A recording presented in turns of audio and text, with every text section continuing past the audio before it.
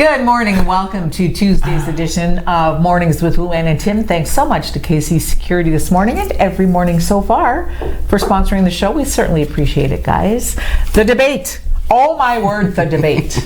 I started to watch and then I stopped and then I started and then I stopped and then I started. And I'm usually like addicted to that kind of stuff. My stomach was sore. Who won? In your mind, who won? Jagmeet Singh and Elizabeth May. Really? Yep. Now, they answer questions. So now, of those two, who would you say was above the other? Because they're actually tied or fighting for third place, those two? I would say it was a draw. Really, eh? Yeah. Both. Boy, was that like talking over everybody and just, they annihilated Trudeau, didn't they? Oh my gosh, did they You're ever? breathing. He had Scheer came out swinging, was just ugly. Right off the hop, Scheer was ugly. Yeah. The way that he spoke. Yeah, I don't think he did himself any favors. The other thing that he did that annoyed me was when they got to the open debate portion of the evening, when you could actually speak directly to another candidate and debate with them, he never made eye contact with his opponent. He played the camera the whole time, and he addressed the person in third person. So basically he would say, Mr. Trudeau has done this, and he hasn't done this, and he hasn't done this, and rather than saying, you haven't done this. He didn't speak to their faces. That bothered me a lot. Yeah. And I just felt that Justin Trudeau was a tape recorder. Yeah. It was the same stuff coming out, the same facts and the same data. We've done this, and then they'd say, well, what about this? Well, we've done this and we've done this, but what about this? Elizabeth May, I thought, was the one who really said, you guys are all just talking, but what have you done? Yeah. And Mr. Singh said the same thing. He said, Justin, you say things and they sound so pretty when you say them, but then you don't do anything. So we have some more details on that in the newscast coming up, and some of the shots that were taken were, you just have to think, what? They just, oh my word, they said that. Yeah. So it's interesting for sure. I don't know where, Did it change your vote? Yeah. It did? Yeah. Wow. See, that's huge. I just don't know where it's changed it to yet. Yes. But most people, it doesn't change because it's difficult to hear anything. Well, now, but see, it's changed my vote for now. Right. We have our local debates coming up, and I haven't heard our candidates yet. Yes. I have to listen to them and then see where they stand with the leader of the party. Then I'll decide. So I can't say that I haven't decided yet. And our debate, by the way, is my mind about live at 1 o'clock on Thursday. So that's a huge day for them. They're debating that morning. Yes. On the 10th for the Chamber of Commerce breakfast. Then they're coming here to do our live debate at 1, and then they're doing the Strive debate. Yeah. They're going to be talked out. They are, but you know what though? So many different viewpoints from so many different groups of people. The Strive one sounds like it's going to be fascinating. I know ours is going to be great because we've been talking about what we're going to ask them, and it's going to be interesting. It's going to be live, and it's going to be 1 hour, so it's going to be very, very fast-paced. Really quick. So, we're going to ask a 30-second question. Put your listening hats on. Each going to have 2 minutes, and that'll be rebroadcast. So if you don't see it live, you can catch it. And we'll let you know when that's going to happen.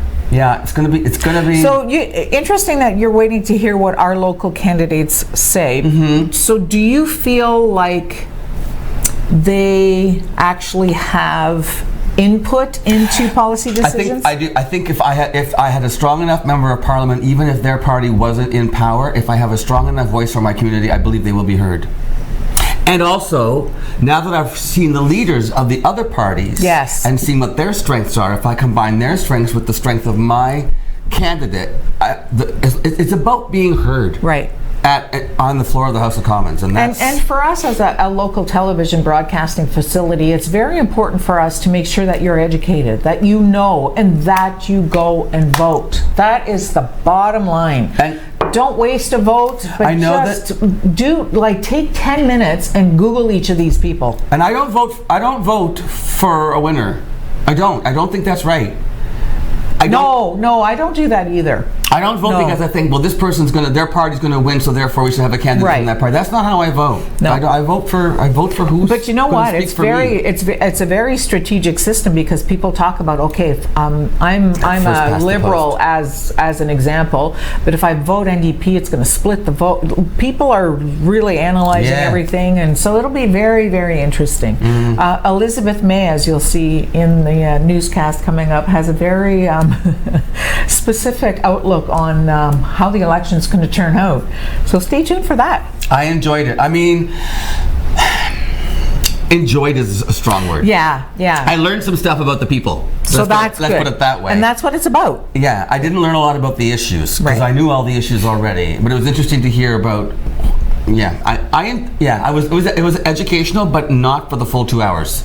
A lot of that full 2 hours was me just standing at the screen going, would you shut up and listen to what the other person is saying? Because you're just talking and I don't And as a moderator, it's difficult to stop that. You heard, I caught Rosemary Barton just for a few minutes, and she was constantly, Mr. Scheer, Mr. Scheer, Mr. Scheer, Mr. Scheer, Mr. Trudeau, Mr. Trudeau, Mr. Trudeau, Mr. Trudeau, like keeping like right on top of them, and they're not hearing. And she actually said, as did another of the moderators, nobody's hearing you. Yeah. You're talking and nobody is hearing what you're saying. We want to listen. I hate when people talk over one second.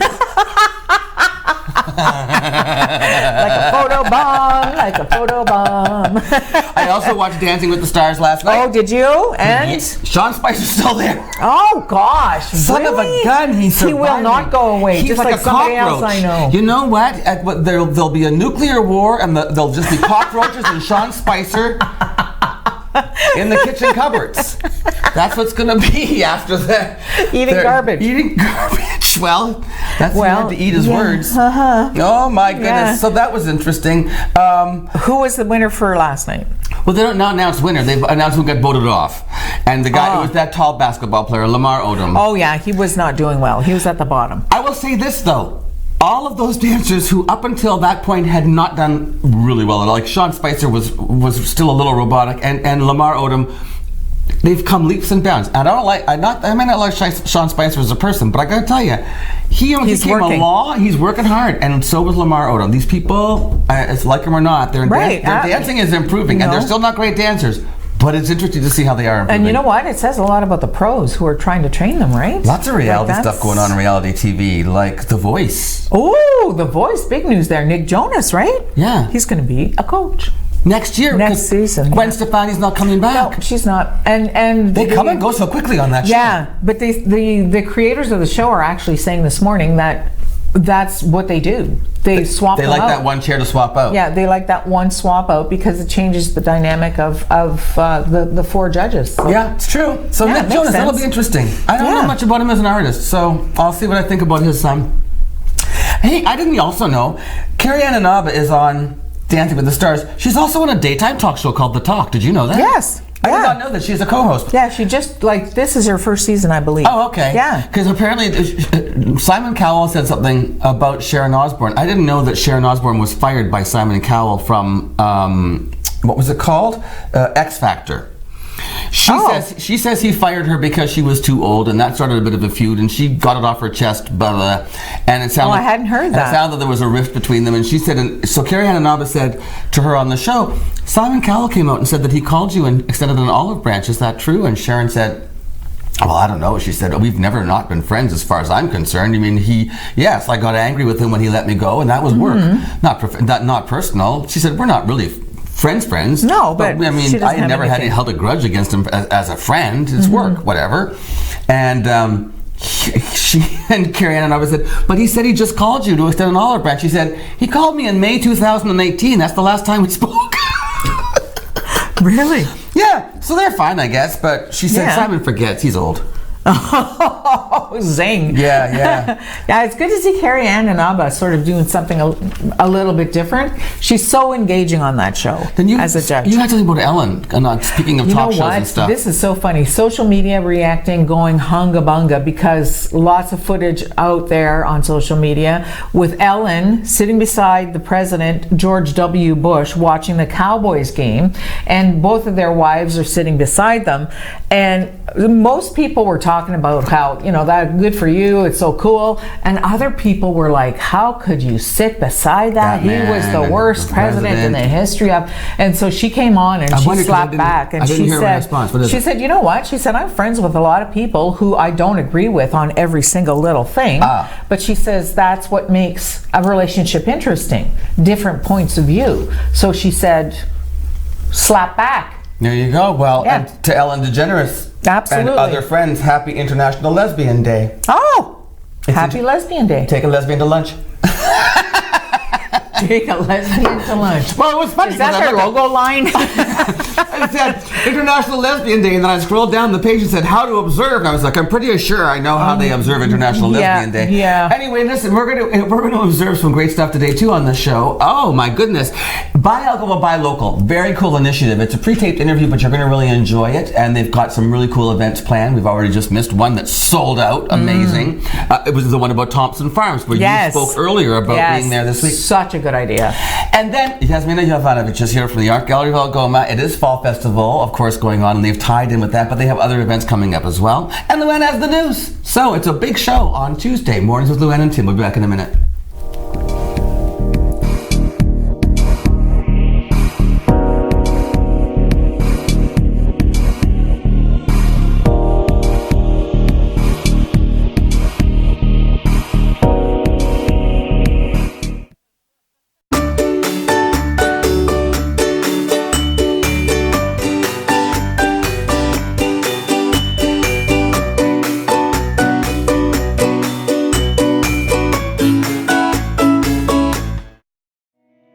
Last year we've been celebrating our 65th anniversary, dating back to services originating in our community in 1954, which is quite some time ago. It's been a great opportunity this past year to recognize the pioneers, the stakeholders that worked tirelessly to create what we are today. I'm grateful for everything that the families 65 years ago and the people that assembled the organization have done in order for us to achieve the success that we're experiencing 65 years later. Welcome to the Machine Shop, our historic venue and gathering place for friends and family. Built in 1899 on the site of a Northwest Company trading post. Today we are a go-to venue hosting many expos, concerts, weddings, and more. While you're here, choose one of our dining experiences. Enjoy a quiet dinner at the Mill Steakhouse and Wine Bar, watch a game and try wood fire oven pizza and local draft at the Boiler Room, or treat yourself every day to gelato and local coffee at the Gelato Mill. For more information on the Machine Shop, visit machineshopinc.ca.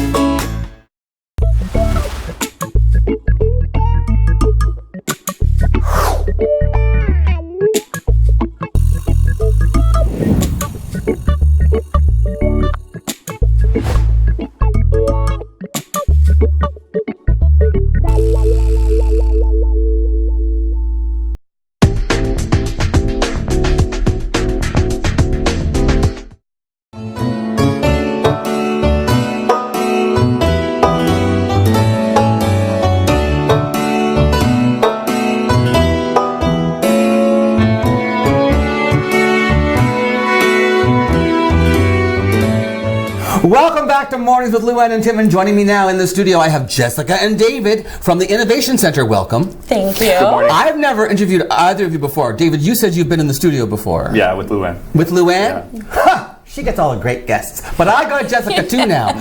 So but you guys work for a certain sort of department or like a part of the Innovation Center. Yes. Tell me the name. The Rural Agri Innovation Network. Rural Agri Innovation Network. Yes. See, now it's kind of interesting. I always think of the Innovation Innovation Center as being more about like IT and sciences and technology and stuff. I never thought about agriculture. Agriculture is a science, Tim. Well, I know that now, David. So you have a bit of a background in farming, family history, yeah? Yeah. My grandpa had a dairy farm. My uncle now has his farm. Yeah. I just grew up. You grew up around farms and cattle and stuff. So what is this? You started a project called, RAIN. You started RAIN. Mm-hmm. What year did you say it was? It was back in about 2011. You and somebody else. Who was that? I worked with Errol Caldwell. Okay. And Nordic Institute was involved. Oh, yes. And we put together a concept to start RAIN as a pilot. Essentially, RAIN is based on the idea that we're better when we collaborate together to realize economic opportunities from a certain sector. And agri-food sector was it. Yeah. And we just looked at changing climate, changing markets, and said, there's something here that needs to be invested in it, and it was our farms in Algoma district. And so we've undertaken a lot of different types of projects over the years, like tile drainage, funding programs, research projects. And yeah, we're excited for the next 3 years of what's going to come. So. Your part of this is the marketing aspect. Yes. So you've taken this concept and you've sort of branded it. Yes. So from an agricultural perspective, you're talking about produce then. Yeah. And you branded it with it's called? Buy Algoma, so buy local. So yeah, we wanted a branding initiative to really promote local food within the Algoma district. Buy Algoma, buy local. Local, yes. Okay. Yeah. I just wanted to go back 1 second to David, if you don't mind.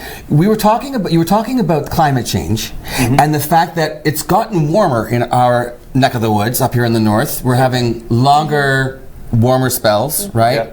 And more moisture. And that's changing what we can grow up here, correct? So you're looking at different crops as well? Yeah, so like our heat units are increasing, right? So there's going to be different types of crops that we'd be able to grow. Soybeans, different hybrid varieties of corn are more possible, not necessarily because of the climate, but also because of infrastructure investments as well. Infrastructure investments like the tiles. Absolutely. So for instance, I was asking David, so is this kind of what you do then as the Innovation Center?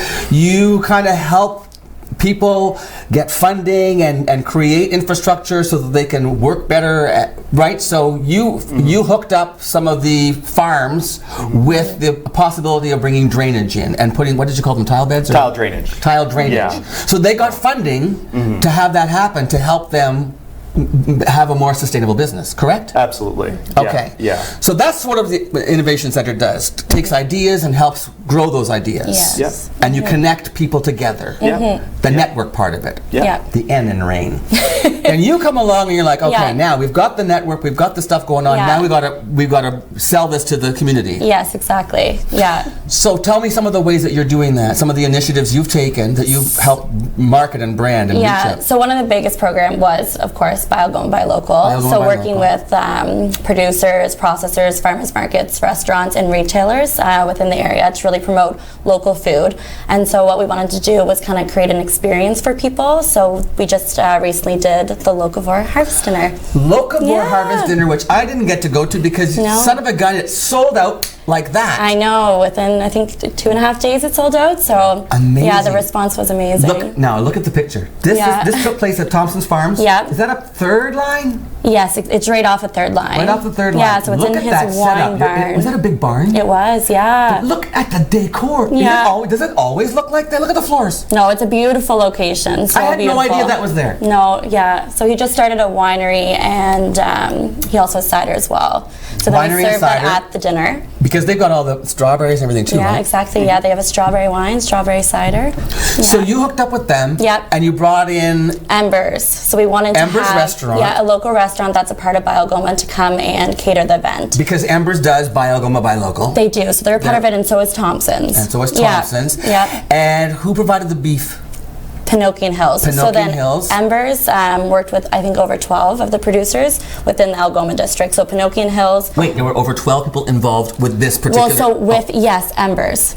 With Embers worked with them. Yeah, so we had over 12 producers. Wait, so you mean for Locavore you had over 12 producers for that one dinner? For that one dinner within the 4 courses. How phenomenal is that? Yeah. When are you going to do more? Do you know yet? We're thinking about winter right now, so that's in the works. Yeah. How does that work in the winter? Where does the food come from when it's the winter? So we're kind of talking about harvesting right now. Okay. So we're in the process of kind of organizing all that. So that's our hope. Yeah, we want to do we want to create unique dining experiences for our guests too. Absolutely. Yeah, so everyone's into that too. I mean, are you a foodie? I am a foodie. The Locavore idea actually you kind of brought to us. Yes. It was something that you'd experienced back in Nova Scotia. That's where you're from originally? Previous restaurant we did kind of something similar at Locavore. So we sourced everything within I think it was 60 kilometers. Okay. Yeah, so then we showcased kind of the local food in the area, and then we always pair it with local wine and stuff. So then it was perfect here. I was also asking you, because I know other restaurants, I'm familiar with other restaurants who do buy Algoma, buy local, and I said, is there any kind of a sticker or something that they can put on their door so when you're going to a restaurant you can see that they do? Does that exist? It does. So we have the little decals, so everyone that's participating, we have a buy Algoma, buy local decal, so then you'll know that they're either sourcing or producing local food. So. Wow. Yeah. And then for those people who are interested in learning more or finding out what they can do, you're having a conference, is that right? Yeah, so part of RAIN, and in partnership with Algoma Public Health, Harvest Algoma, and Johnson Farmers Market, we're hosting a food system conference. Now, Harvest Algoma, just for those who don't know, we've had them on the show before. Yeah. That's a fantastic initiative. Yeah. So they're not only not just a food bank, they're more. They actually teach classes, they grow their own, they've got a whole pickling and preserving area, right? Yeah. So these people are all partners with you, and tell me about the conference then. Yeah, so it's a regional food system conference. We'll have panels throughout the day that focus on the revised Canada Food Guide. That's all brand new, right? Yeah, that focus on food system planning and about engaging international talent in the food system. Engaging international talent. Now this is interesting. So people moving to Sault Ste. Marie from other countries, from other, even other cultures, are going to be finding out how they can, what? Can be part of the food system, the food center. And what was the other person you talked about? Indigenous. Tell me about that part. Yeah, so it's Jessica McLaughlin. She's with the Indigenous Food Circle in Thunder Bay. Yeah. So she has created this network of Indigenous communities around planning for food sovereignty within communities in the Northwest, and she wants to expand it to this region. It's really it's a very cool thing to talk about. It's so interesting. Yeah. People who want to go to this thing, now we're airing this on the 8th. Yeah. This is happening on the 10th.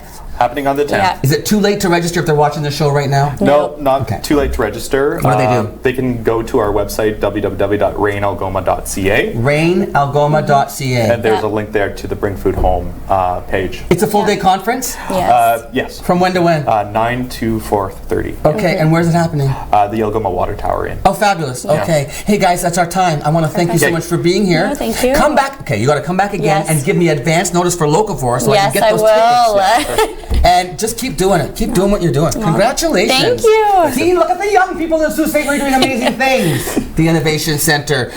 Rural Agri Innovation Network. RAIN for short. We'll be back with Luann after this on Mornings with Luann and Tim.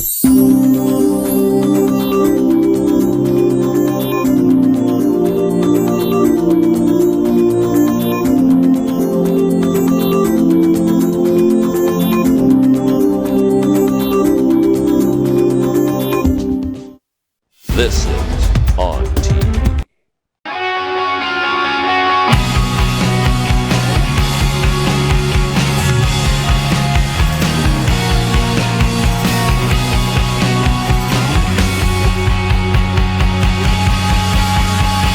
Welcome to the Machine Shop, our historic venue and gathering place for friends and family. Built in 1899 on the site of a Northwest Company trading post. Today we are a go-to venue hosting many expos, concerts, weddings, and more. While you're here, choose one of our dining experiences. Enjoy a quiet dinner at the Mill Steakhouse and Wine Bar, watch a game and try wood fire oven pizza and local draft at the Boiler Room, or treat yourself every day to gelato and local coffee at the Gelato Mill. For more information on the Machine Shop, visit machineshopinc.ca.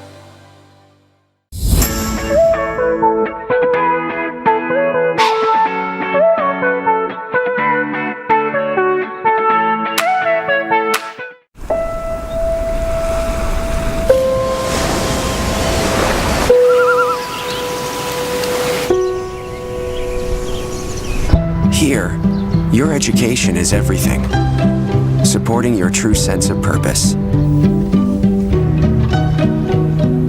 Here, you'll learn from professors who will understand you, who will challenge you, and offer you support on your journey. Here, you'll study programs built on real values: business, technology, science, arts and social sciences, always geared to make a positive difference. Here, you'll have a chance to assist in faculty research, leaving your mark wherever you go. Here, you'll focus on what matters to you and impact the world around you. Algoma University. Come take a closer look.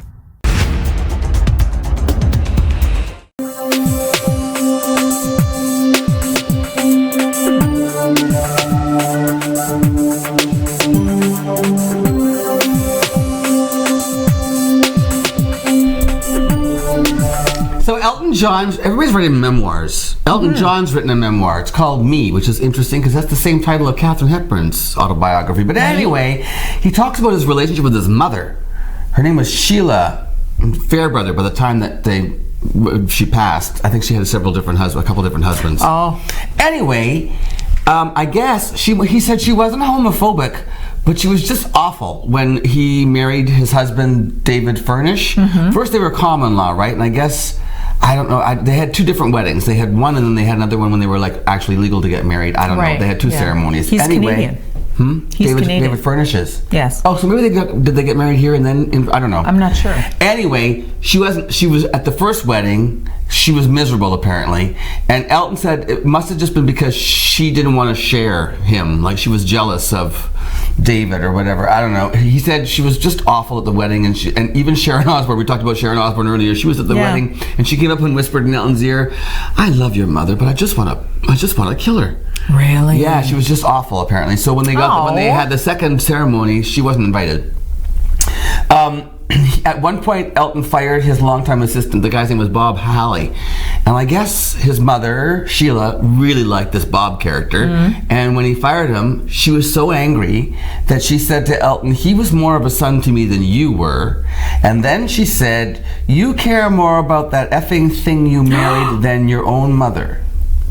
So Gee, I wonder why. They didn't speak for 7 years. Wow, what a bag. In 2017, he found out she was seriously ill, so he tried to reconcile, and they did. He said, to a certain extent, we reconciled, but he said to her, "I love you," and she said, "I love you too, but I don't like you at all."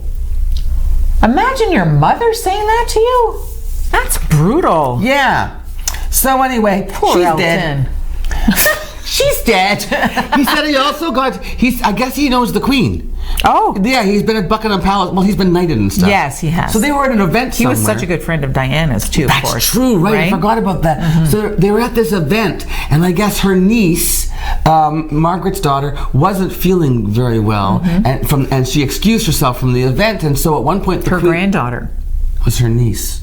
Margaret's her sister. Margaret's the sister. Yeah, Margaret's the sister. Sorry. So the lady, she went away, and then she says to her nephew, "Go check on your sister." And I guess he didn't want to go check on her. He tried to, as Elton said, he tried to fob her off. And so the Queen apparently, he said, playfully and gently slapped the child across the face, saying, "Don't disobey the Queen."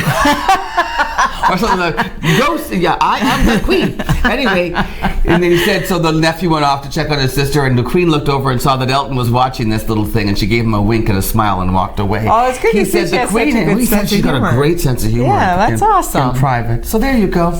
Tyler Perry opened some studios. Holy moly, what a complex. Wait. The biggest studios ever. Who's Tyler Perry? He's an actor. He did Medea, the movies, a series of movies where he impersonated his mother, I believe, was the character. That's him? Yeah, that's him. So what's he done? He's opened this huge complex called the Tyler Perry Studios. Like movie studios and television studios? Yeah, bigger than any of the others. Ooh. Yeah, so he's doing really well. There's this big, huge gala, and a lot of the sections of the complex he named after very well-established, high-ranking actors of color. Like there's an Oprah studio, for instance, just as an example. Beyonce was at the gala. Okay. She wore this dress that made her look like she was the Oscar. Like just gorgeous, beautiful dress. She had a braid in her hair. Oh, it went to the floor, I heard. That went all the way to the floor.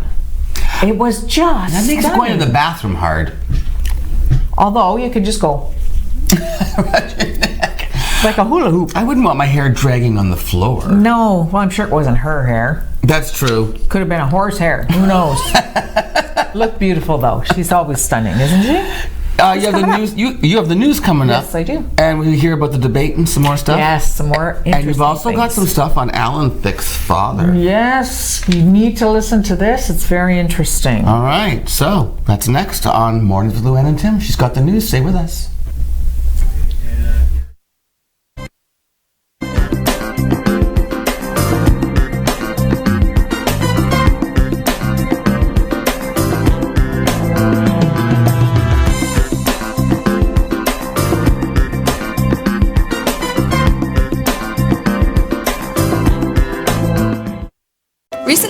Government of Ontario established a $100 million affordability fund to help Ontarians who don't qualify for low-income conservation programs ease the burden of their electricity bill. Whether you rent or own your home, as long as you pay your electric bill, you could qualify. There are 3 levels of support available. The first is a home energy kit with upgrades like smart power bars and LED light bulbs. The second includes Energy Star appliances that help keep things cool during the hot summer months. The third is for electrically heated homes so that your power bills don't break the bank during those long Canadian winters. Plus, all upgrades, including installation, are completely free of charge. Visit affordabilityfund.org or call 1-855-494-FUND to find out if you qualify.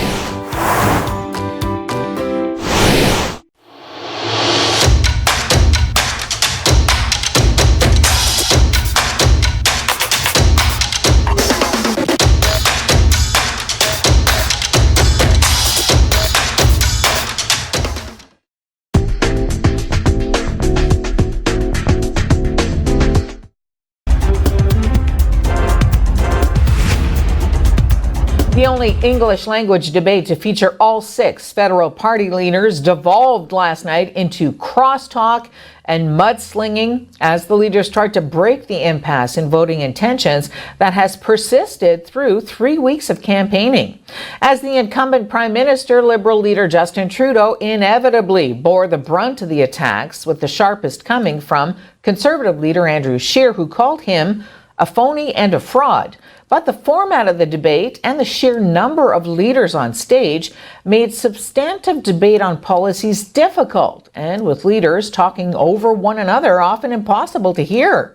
After a set-to between Trudeau and Scheer over who has the better climate change policy, the NDP's Jagmeet Singh told viewers they don't have to choose Mr. Delay or Mr. Deny. The Green Party's Elizabeth May framed the choice differently. She said, at this point, Mr. Scheer, with all due respect, you're not going to be Prime Minister. She predicted that Trudeau's Liberals will win at least a minority government. So, quoting her, voting for Green MPs is your very best guarantee, Canada, that you don't get the government you least want. Maxime Bernier took the opportunity to defend his fledgling party against accusations that it is far-right and anti-immigration. He insisted he's proud of Canada's diversity, but argued we don't need legislation like the Multiculturalism Act to tell us who we are. Yves-François Blanchet, whose separatist Bloc Québécois is running candidates only in Quebec, used the debate to defend Quebec's secularism law, which bans certain public servants, including teachers and police, from wearing religious symbols, and to argue that Quebec doesn't need federal politicians telling them what to do or not to do about its own values. Christmas is a few short months away, and this year the cheer may be dampened somewhat in the Soo. The Christmas Cheer program turns 50 this year, and they find themselves in need of a home for their collection and packing process, which they hope to start in the middle of November.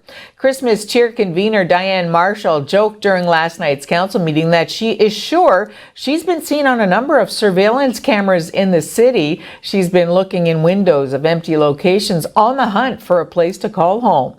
The some $100,000 operation, funded entirely by the Santa Claus Fund, serves 16,000 to 18,000 families across the Algoma region and sees a large number of what Marshall calls Santa's senior elves, retirees that volunteer their time.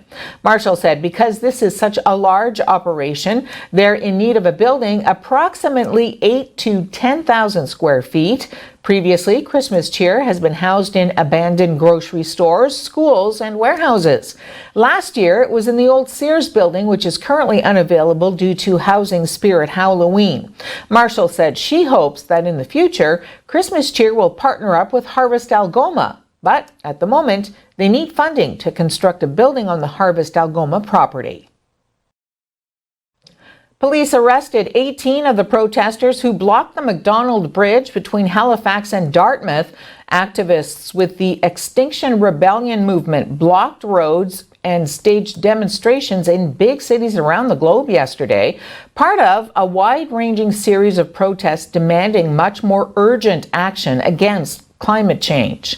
Do you know what necessity is the thing that brought me here today? I'm just really fearful for the future of our planet, and I'm also hopeful. You know, human beings have risen together and have come together in the past to face tremendous challenges, and I think we can do that again. We do know that in the wake of the April Extinction Rebellion action in London, the UK, in the wake of that, the Conservative UK government declared a climate emergency. So there is some action, and of course declaring a climate emergency is simply the first step, but it has proven effective in the past in other places, so we'll see how we go. City Council voted in favor of allowing companies who meet specific licensing criteria to operate ride-sharing programs within the Soo. At City Council last night, City Solicitor Karen Fields explained now that the bylaw has passed, a rideshare program could come to the Soo as soon as a couple of months, pending express of interest from a company and licensing through Sault Ste. Marie Police Service. Fields said one company, U-Ride, has expressed interest to her so far.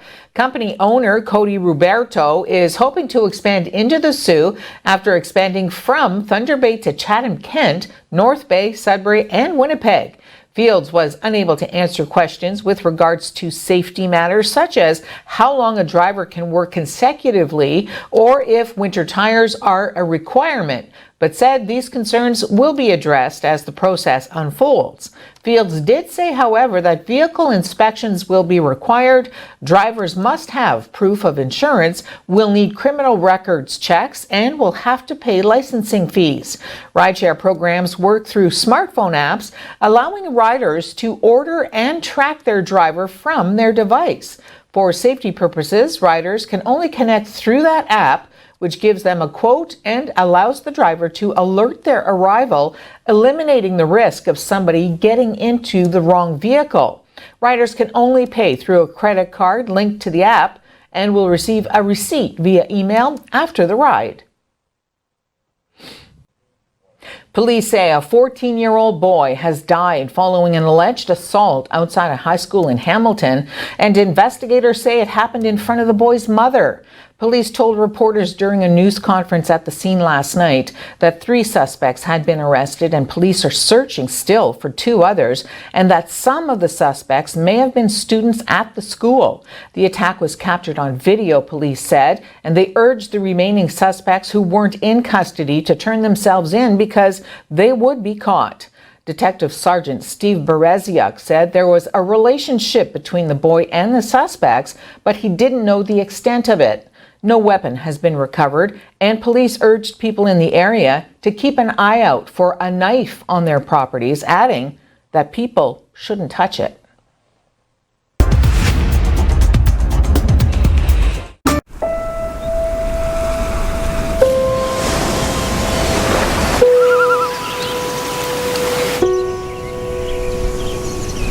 Here, your education is everything, supporting your true sense of purpose.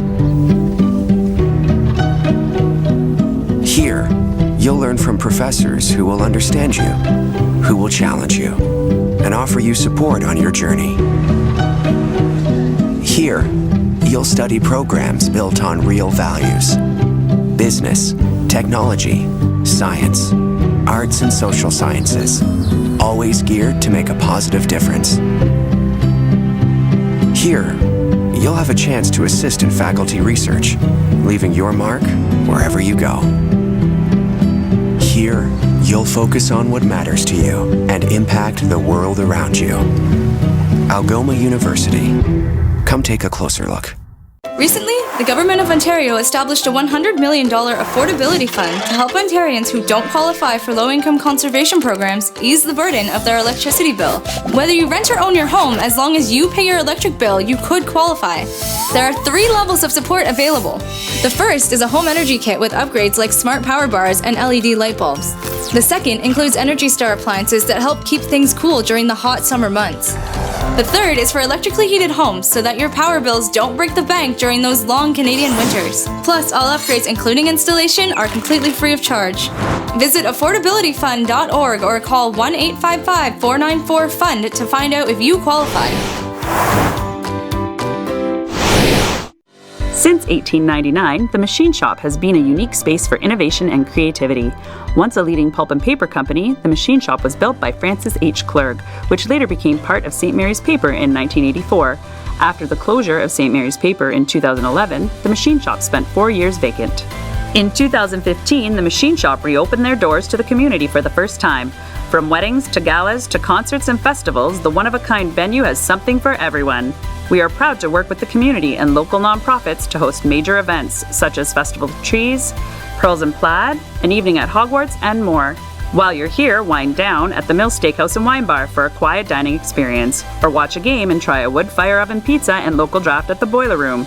Don't forget to save room for house-made gelato and baked goods at the Gelato Mill. For more information on the Machine Shop events, history, and restaurants, visit machineshopinc.ca. 3 great places, 1 historic venue.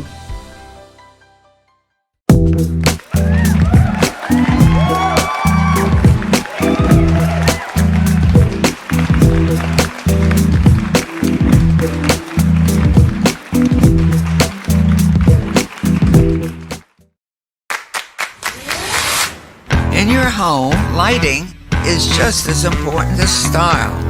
With PowerView Motorization from Hunter Douglas, you can schedule your shades to light up the room. Create privacy, or both, automatically. No hands required.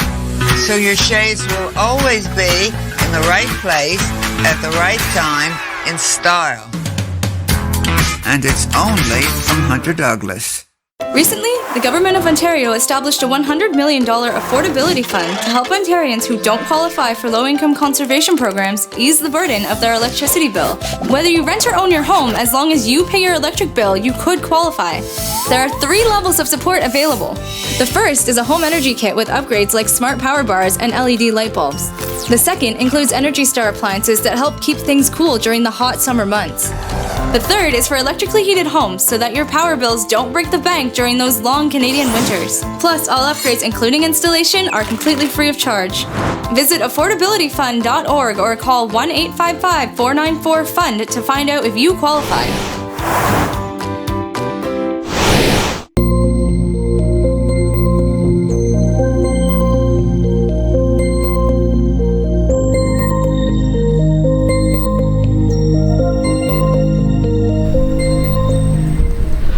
James Vanderbeek, man, he's not just busy dancing, apparently. He and his wife, congratulations, are pregnant with their 6th child. Who does this? My grandmother did. That's 9 times. She didn't have much of a choice back then. Yeah, she was Catholic. And she probably obeyed the rules. She did, totally. James Vanderbeek, they're having 6. They're 6. They have a nanny. You know they have a nanny. Oh, they have to. She'd be out of her mind. They have a nanny. But you know what? What? It's really good news because she had 3 miscarriages. She very did, recently. Yeah, and that's got in between the 5 kids that they had, she had 3 miscarriages. And that's got to be tough. That's got. He talked about the first appointment when you think you are, and then you go and there's no heartbeat or there's no baby, and it just like he said. So this is awesome news for them. And then one of the reasons that he mentioned the 3 miscarriages was because he said he and his wife really believe in talking about that and breaking the stigma. Yes, absolutely. Yeah, absolutely. So good for them. And you know what? He's a good dancer. He's a good dancer. Is no he? wonder they have 6 babies. He can move. Whoa, really? Oh yeah. And he's kind of cute. He's good. Yeah, he's all right. He's all right. I wouldn't. Never mind. There's an expression, but I won't use it. Yeah, don't do that. Ho. I'm upset. Really? About the trains, Luann. How unusual. The trains. Yeah, they're taking the trains. Was that in the news? Did you talk about that? I talked about that yesterday. What's it called? It's a Wyoming, Genesee, Wyoming. Huron Central. Yeah. Essentially, the owner of Huron Central they announced yesterday, just in case you missed it. In case you missed it. They're going to have to turf the train between Sault Ste. Marie and Sudbury by 2020. Freight train. We're not even talking about passenger rail anymore. Now we're talking about freight trains. So if you come to the Soo, you want to like it here because there's no way out. There's no Greyhound. There's no buses. There's no train. There's no train. You can fly. You can drive. But seriously, they said we can't. Nobody operates without subsidies. And both levels of government said, yeah, we'll get around to it. We'll figure something out. nothing's been done. And they're saying, apparently it takes, in the story yesterday, it takes $40 million a year to run the system. They need $40 million investment in the government, infrastructure. the provincial government gave them $1 million. And they need 40. And there you go, run your trains. But what? Tons of subways and GO train lines and all kinds of stuff in Toronto. What was it? $1.5 billion to stop the congestion of the Yonge and Bloor subway and to add 50-something more cars between Toronto and Hamilton or something like this. That's on the GO line, or 6 more stops on the GO line and 54 new cars. Yeah. $1 billion. You know what? This is a little more grave than reducing your commute time. Yes. This is like Algoma Steel. Algoma Steel is going to be affected. They're saying, Brenda Stenta in a comment said that, who's the communications director for Algoma Steel, indicated that there are options. You know, they come in by ship and they come in by truck, but that means more trucks on the road and, you know. Trucks on the road. We don't want more trucks on the road. Oh my Environmental gosh. issues as well. Anyway, gewaltig Schmier. Yeah. I'm verklempt. Anyway, everybody needs, we all need money. We're going to talk about that during the debate too, by the way, on Thursday. You blew my surprise. Oh, sorry. Don't tell the candidates that that's going to be an issue. Right, for God, sorry. Anyway, hey, home again. Okay, her name is Jasmina Jovanovic, but I like to call her Yasmina Jovanovic because it's nicer on the palate. Yasmina Jovanovic. From the art gallery. You guys, there's a really cool exhibit going on and they're doing really neat stuff there. And so stay tuned and meet my friend Yasmina right after this. Luana Young. No, it's not the same. At all.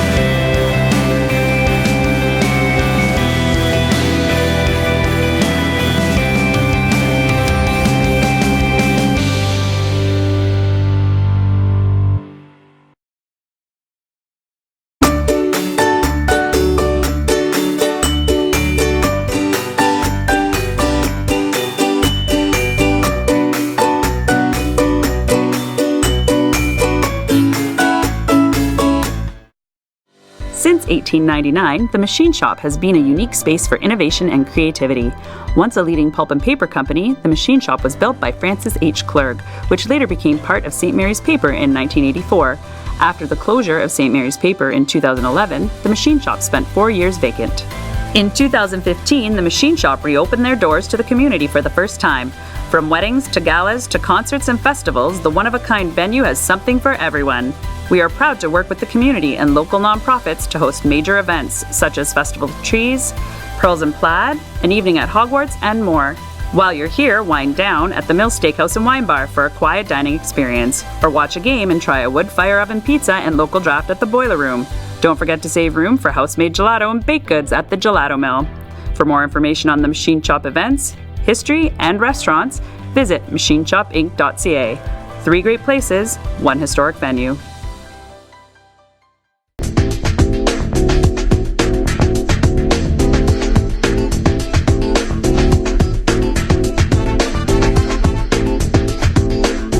Either.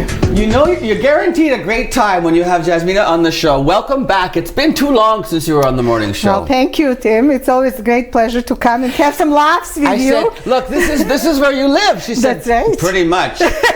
You're there night and day, aren't? And I said, is that where you cook your dinner, Jasmina? And she sleeps in the bushes. No, you're there a lot of hours. Yes, I am. Getting ready for these amazing. Okay, so Donna Hilsinger was on the show on Friday, talking about how you've taken the Norval Morrisseau exhibit and sort of married it with the Fall Festival. Yes. And she said you're immersed in it. She said it's just beautiful. Yes. I asked you, can you share a little bit about the story of Norval Morrisseau, because it's fascinating. Well, Norval Morrisseau is someone who is considered one of the pioneers, so to speak, in promoting and getting Indigenous art into the mainstream art in Canada. Okay.